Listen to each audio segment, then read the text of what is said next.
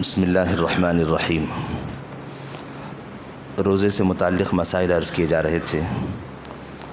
اس وقت روزے سے متعلق ایک اہم مسئلہ یہ ہے، کیا روزے کی حالت میں گرمی کی شدت کو کم کرنے کے لیے نہانا یا تیرنا یا بھیگا ٹوال بھیگا کپڑا بدن پر ڈال لینا، کیا یہ صحیح ہے؟ کیا اس سے روزے میں کچھ فرق تو نہیں پڑتا؟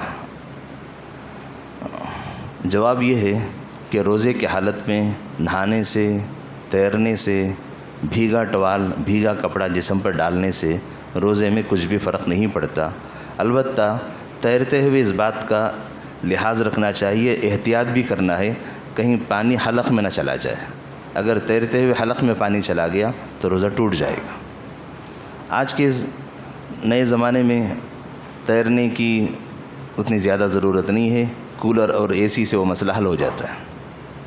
ٹھنڈک کولر سے بھی مل جاتی ہے اور اے سی کے ذریعے سے بھی ٹھنڈک حاصل ہو جاتی ہے، لہذا اس کے ذریعے سے بھی ٹھنڈک حاصل کرنے سے روزے میں کچھ فرق نہیں پڑے گا۔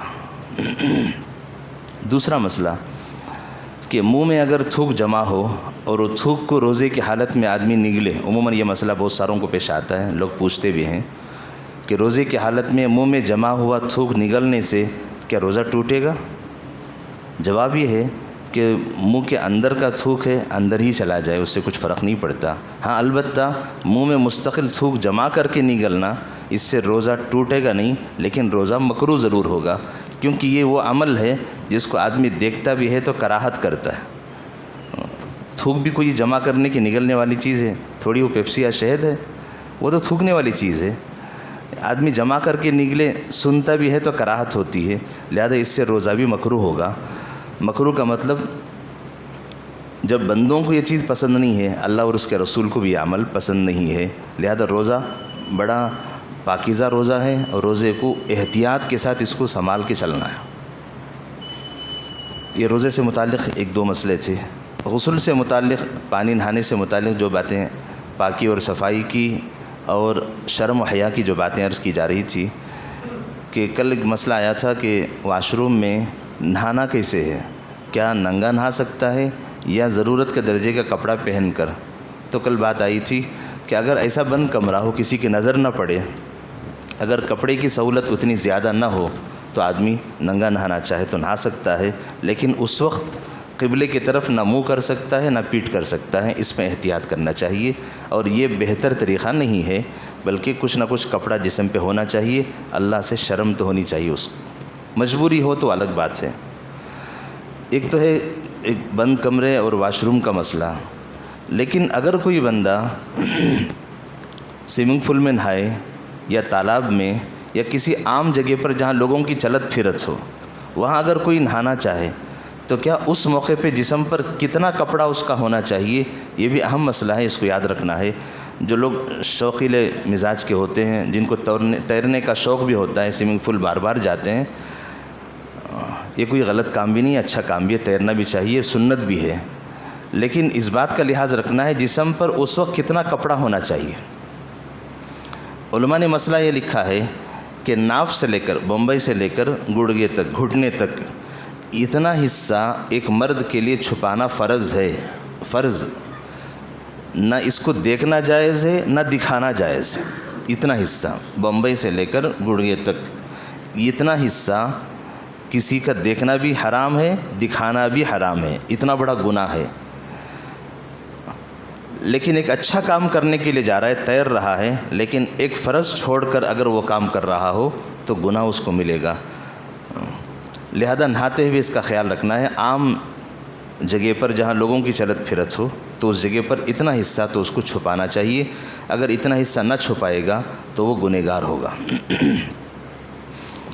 اسی سے ایک مسئلہ یہ بھی نکلا کہ ایسے کھیل کہ جس میں کھلاڑی اتنا کم لباس پہنتا ہے ران کے اوپر تک،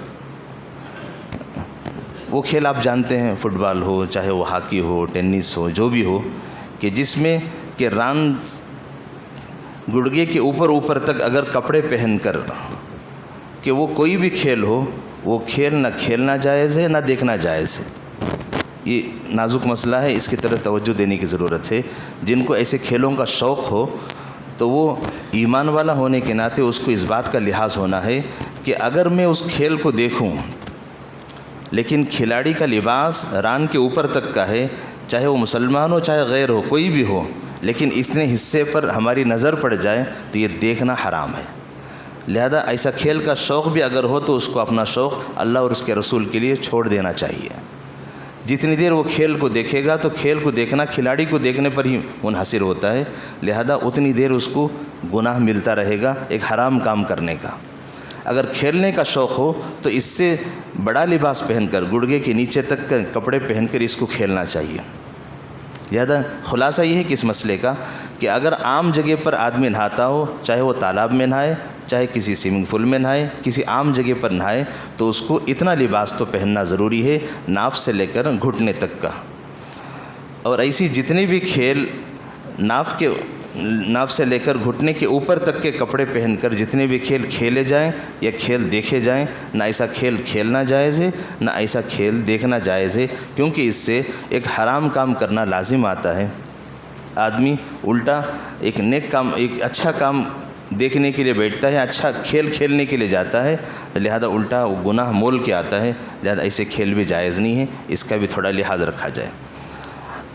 اور اسی میں ایک مسئلہ یہ بھی لکھا ہے کہ وہ بچے جو ابھی عقل شعور کو نہیں آئے ہیں، زیادہ سے زیادہ 3-4 سال کے اندر تک کے بچے، تاکہ ان بچوں کو بچپن ہی سے ایسا لباس پہنایا جائے جو شرعی لباس ہوتا ہے، یعنی ناف سے لے کر گھٹنے تک کا۔